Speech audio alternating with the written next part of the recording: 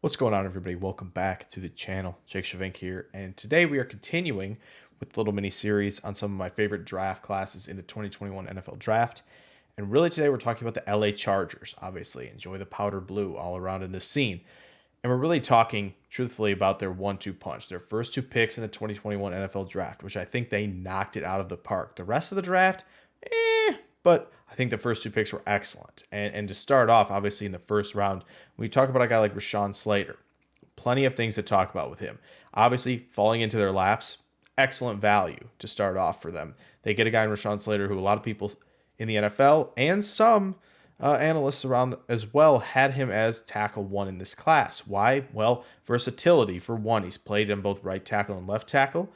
He has the ability in pass protection. I think he's the best pass protector in the class, truthfully, with his movement skills, his hand usage, his strength to mirror pass rushers as well with that agility. And of course, he has the explosion and the movement skills to get after in the run game as well, and the power to finish. So when you look at that, the real weaknesses were teams were concerned about his height and teams were concerned about his length. Two things that can come into play, but truthfully, with Slater, it doesn't really matter. So if you look at this film on Slater, first things that come out, look at his explosion there in the run game.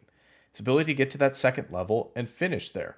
That is really good stuff. Getting in position, creating those open lanes for running backs. Obviously, you see a little hesitation from the running back. If you want to run it back really quick, you can see here. A little hesitation there. But again, you got to trust that he's going to get in position, which he does very well. Next up, obviously, pass protection. This is Chase Young, and a lot of people have talked about this game. Again, his left hand, Chase Young does a great job double hand swiping to try and get rid of contact, but how strong he is and technically refined he is, Slater can keep one hand on him and still prevent him from getting to the quarterback. Again, here, gives up some ground to Young with a bull rush here, but again, is able to gather himself flat back and push Young back the other direction. Again here, same thing. Young's going to attack. He's going to try and double hand swipe to clear contact to gain leverage.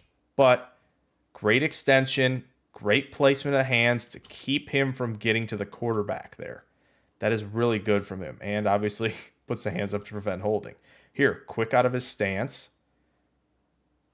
And again, easily pushes the guy out of the way. Again here, getting out of his stance quick.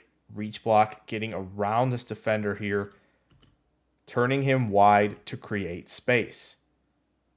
So again, Rashawn Slater knocked it out of the park with this selection. Obviously, they bring in Matt Fowler in the offseason. They have Brian Bulaga. This is an offensive line that looks ready to play and to be consistent for a Chargers team that just really hasn't had a consistent offensive line since who knows when. So again, I think they knocked it out with the first pick. Their second pick, Asante Samuel Jr. Oh, Asante Samuel Jr. is a fun player. Okay. When you look at the corner class, you talk about the first four that went off the board. I think a lot of people thought those would be the first four off.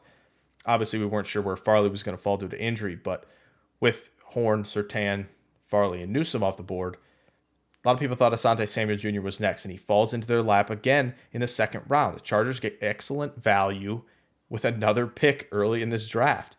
So you have to give the Chargers their props for getting a player like Samuel, who great instincts, clicks and closes downhill, and he will be feisty at the catch point. He will break up passes. His instincts, though, are really what impressed me, because if you look here at the film, you're going to see a lot of great stuff from him. And this is just against North Carolina, a few reps here and there. But look at him off top. He likes to bail with a little bit of off coverage. But look how quickly he's downhill. Look how quick he anticipates, closes, and breaks up the pass. It's great to see him transition and make a play. Not on his watch. Bottom screen here. Again, fighting off the block, the physicality, the temperament, willing to support in the run game, make that tackle. Here, again, gets beat a little bit to the side. There's separation here, able to recover, make a play at the catch point, and prevent a touchdown. Something, again, you have to be productive at the catch point. We'd love to see ball production, and we're seeing it with Samuel Jr. right there. Again, red zone.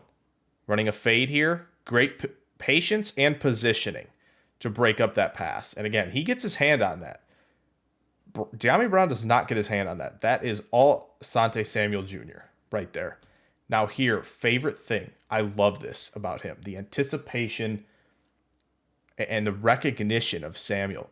This is either great film study or he's recognizing some tendency here with Dyami Brown, which I think is possible here because you see play action.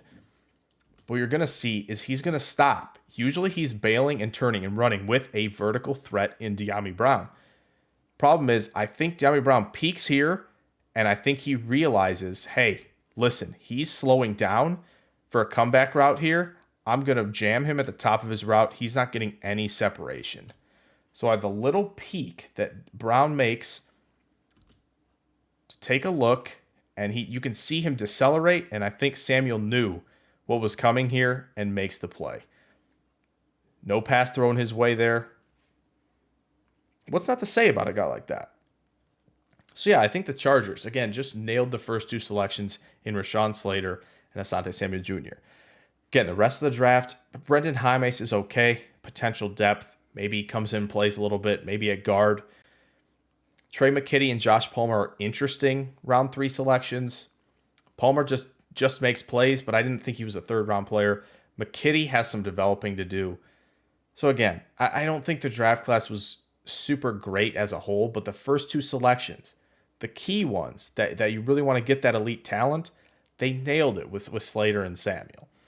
And so when you look at the secondary this year, Samuel's going to be a big part of what they do, whether it be in the slot or outside. Rashawn Slater is going to be a big part of that offensive line, whether it be a tackle, guard, wherever they ask him to play. So hope you guys enjoyed this video on the Chargers and their first 2 draft picks, which were home runs. So maybe throw a like down if you enjoyed, and subscribe if you're new. Plenty more content on the way, film studies, NFL draft for next year, and we're expanding to all NFL teams. So be sticking around for that. You will not regret it. So I will see you guys very, very soon in the next one. Farewell.